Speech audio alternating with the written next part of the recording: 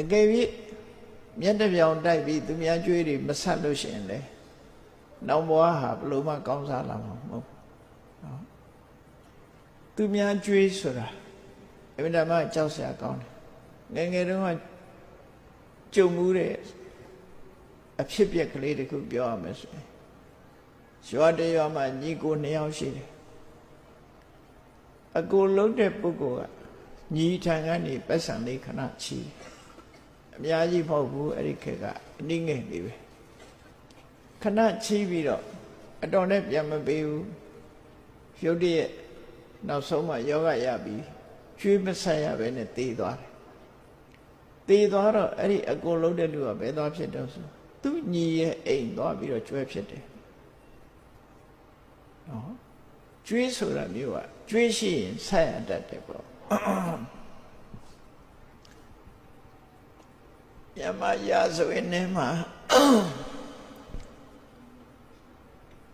နာမည်တော့မေနုမင်းပြစ်မင်းထန်တင့်တဲ့အခါမှာဆရာတော်ဥပုပ်ကိုသွားကြတော့တယ်နာမည်တော့မေနုဟာဒီမင်းပြစ်မင်းထန်နဲ့ပြစ်ဒဏ်ပေးခြင်းကိုခံရတော့ဆရာတော်ဥပုပ်ကသူ့เจ้าအမကြီးကိုဘလို့ဆုံးမတော့ဆိုဘိနုရေကျွေးရှိရင်တော့ဆက်ရမှာပဲလို့ပဲပြောလိုက်တယ်နော်ကျွေးရှိရင်ဆက်ရတတ်တယ်ပေါ့အဲ့တော့ကျွေးဆိုတာတင်ရင်မကောင်းဘူးပေါ့ဘာပဲဖြစ်ဝကျွေးပဲဖြစ်ဖြစ်ဘာကျွေးပဲဖြစ်ဖြစ်ကျွေးရှိနေမကောင်း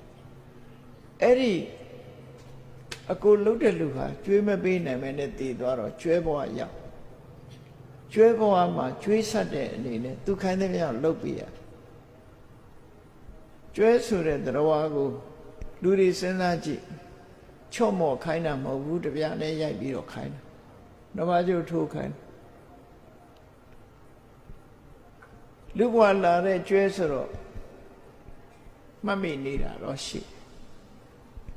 ကျွဲဘဝမှာတိတ်မကြဘူးတည်သွားတဲ့အခါကျတော့အဲ့ဒီရွာမှာပဲလူပြန်ဖြစ်တယ်လူပြန်ဖြစ်လို့သိတတ်တဲ့အရွယ်ရောက်တော့အဲ့ဒီမှာသူကြောက်ပြီးတော့အိမ်ကဗတ်ဆံလေးယူပြီးတော့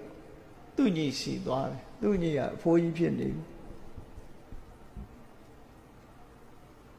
ဗတ်ဆံလေးသွားပေးပြီးပါပြောတော့ဆို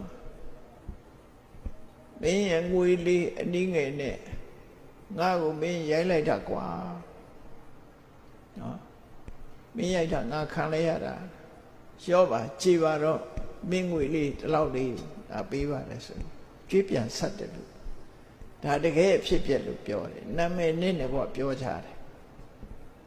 အဲ့တော့ဒါတွေကမရှိဘူးလို့မအောင်မိတ်နေတယ်